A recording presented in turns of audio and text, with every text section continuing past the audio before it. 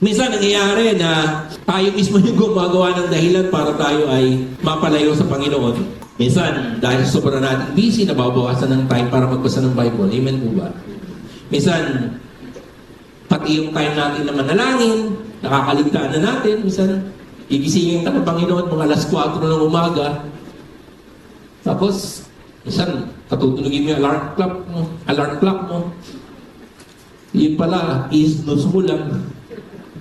Mamaya gigising ka ulit para manalangin, tapos papatay mo lang uli yung alarm clock mo.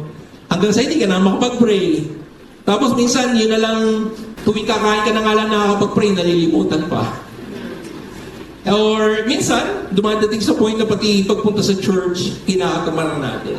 Pero maganda ron, ano? Of course, we need to be faithful to the Lord. But if we are faithless, He remains faithful.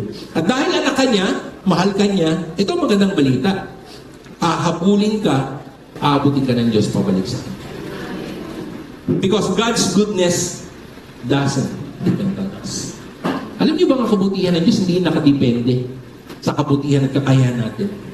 Kahit napapagod ka na, hindi mapapagod ang Diyos gumawa ng mabuti sa iyo. Amen?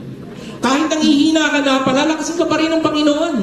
Hindi porke dumadaan ka sa pagsubok, mabubura na ang plano ng Diyos sa buhay mo.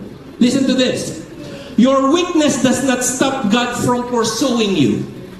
Gaano man kalaki ang problema ang kinakaharap mo ngayon, your deliverance is not based on how strong you are, but your deliverance is based on how strong your God is.